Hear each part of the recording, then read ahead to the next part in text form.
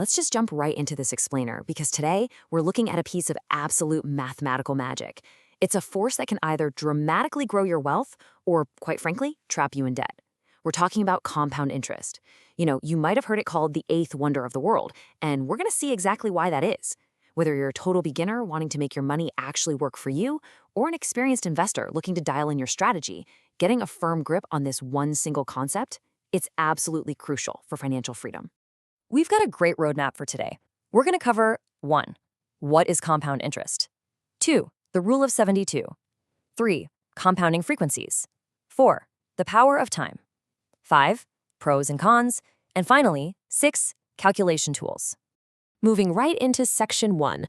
What is compound interest? Earning interest on interest. So here's the deal. You aren't just earning money on your original deposit. Compound interest literally means you're earning interest on both your principal balance and any previously accumulated interest. Basically, you're earning interest on your interest. It's like having your past earnings get up, clock in, and actively work for you 24/7. The real takeaway here is that this mechanism creates a massive snowball effect. It makes sums of money grow way, way faster than simple interest alone. With simple interest, you only ever earn a flat percentage on your initial deposit. Yawn, right? But compounding, it multiplies your savings or, on the flip side, your debt, at an accelerated exponential rate. It starts out kind of slow, but give it time and that snowball turns into an absolute financial avalanche. All right, Section 2, the Rule of 72, a mental math shortcut. Now, you might be wondering, how do I actually calculate this without a supercomputer? Well, it's actually surprisingly easy to estimate this exponential growth right in your head.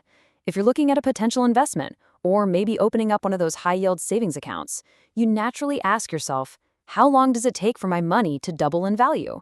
I mean, that's the ultimate benchmark for measuring financial growth, right?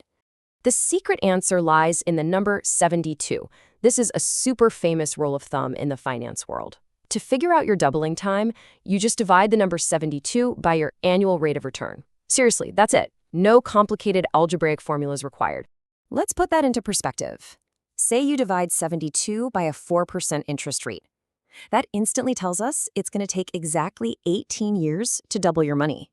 Or if you managed an 8% return, 72 divided by 8 is 9, meaning your cash doubles in just 9 years. It's an unbelievably handy tool to just quickly gut check any interest rate you come across in the wild.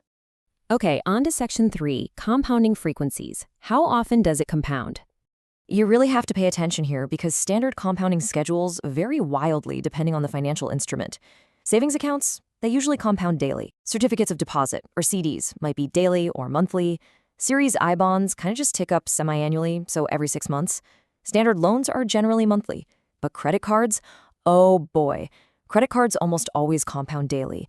That means every single day, the interest you owe is added to your balance. And the very next day, you're charged even more interest on that new, slightly larger amount. And this right here perfectly illustrates the golden rule. The higher the number of compounding periods, the greater the total interest generated. Think about a $10,000 loan at 10% over 10 years. If it compounds annually, that's your baseline, right? The lowest cost to you as a borrower. If it's monthly, you're looking at a moderate higher cost. But if it's daily, that yields the absolute highest interest generated. If you're an investor, daily compounding is exactly what you want. But if you're a borrower, daily compounding is pretty much your worst enemy. Section 4, the power of time, a tale of two twins. Okay, get ready for a massive contrast here. Let's look at two identical twins. Twin 1 starts early, at age 20, and invests just $100 a month for 40 years. Their total out-of-pocket principal is $54,100.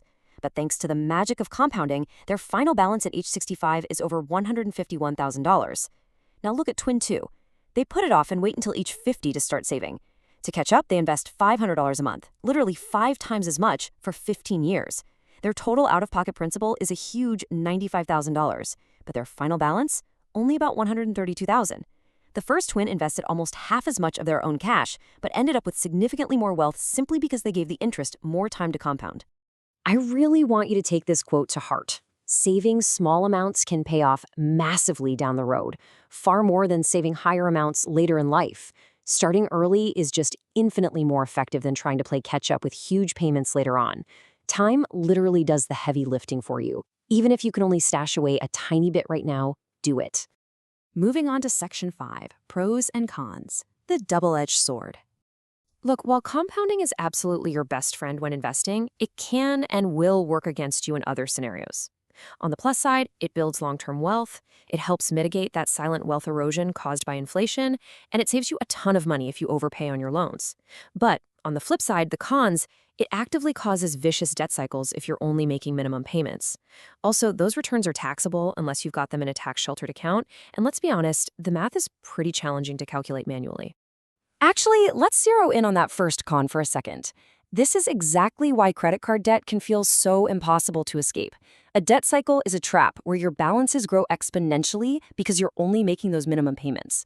That interest is compounding daily against you, and your minimum payment might barely even cover the newly generated interest. That leaves your original balance completely untouched. It's rough. Finally, Section 6, Calculation Tools, doing the math. Since nobody wants to do this by hand, you can actually build a really simple multiplication tracking in Microsoft Excel just to see that year-over-year growth. First, set up your year and balance columns. Next, pop in your initial principal in year 0, say $1,000. Third, multiply the previous cell by your interest rate plus 1. So for a 5% rate, you type equals B2 times 1.05. Then just drag that bad boy down the column. Finally, subtract your original principal from the final year, and boom, you'll see exactly how much total interest you've earned. Honestly, it is so satisfying watching those numbers grow, row by row. But hey, if you don't want to mess around with spreadsheets, there are some great free online calculators. The SEC actually has a fantastic free tool on investor.gov, which even lets you factor in additional monthly deposits. Other awesome options we found in our sources include thecalculatorsite.com and the Council for Economic Education's calculator, which gives you these really amazing visual graphs to play with.